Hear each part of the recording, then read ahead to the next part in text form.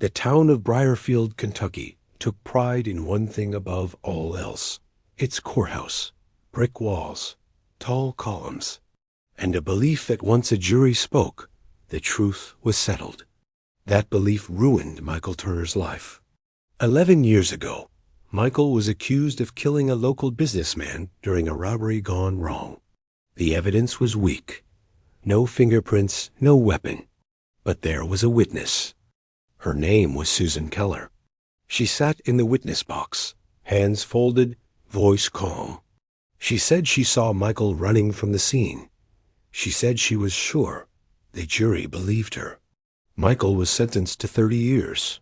His younger sister, Lena Turner, watched from the back of the courtroom as her brother was taken away. She noticed something no one else did. Susan Keller never looked at Michael. Not once. Lena didn't scream, didn't protest. She waited. She finished college. She studied law. She specialized in jury research and trial consulting. She learned how juries think, how witnesses lie without lying, how memory bends under pressure. And she never forgot Susan Keller. Susan Keller built a good life.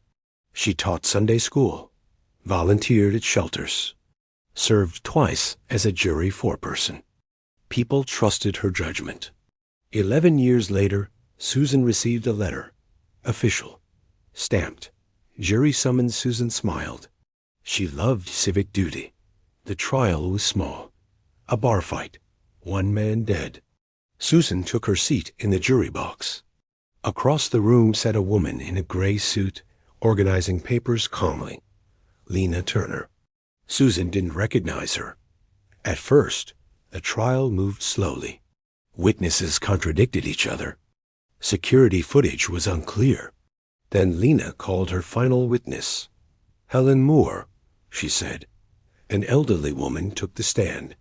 Helen's voice shook. I used to work with Susan Keller, she said. 11 years ago. Susan's heart skipped. Helen continued. She told me she didn't actually see the man's face, Helen said.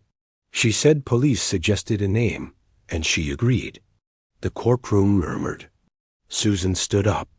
That's not true, she said loudly. The judge warned her to sit. Lena looked at her calmly. Permission to present Exhibit D, Lena said. Audio played. Susan's voice younger, nervous. I didn't really see him, but they said he fits. Susan's knees weakened. The jury was dismissed early that day. Susan couldn't sleep. The next morning, Lena requested to address the court.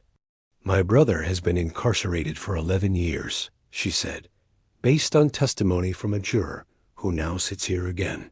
The judge's face hardened. Susan was removed from the jury. An investigation began. 3 weeks later, Michael Turner walked out of prison. The conviction was overturned. News cameras waited. Susan Keller watched from her living room, shaking. The knock came that evening. Lena stood at the door. I didn't want prison for you, Lena said calmly. I wanted you to remember what a verdict feels like. Susan whispered, Why serve on a jury again? Lena replied, Because I wanted 12 people to decide, not just one. Susan was later charged with perjury. She never served on a jury again. Michael left Briarfield. Lena stayed long enough to watch the courthouse lights turn off one night. The building still stood. But the town understood something new. A verdict doesn't end a case. And some juries don't forget.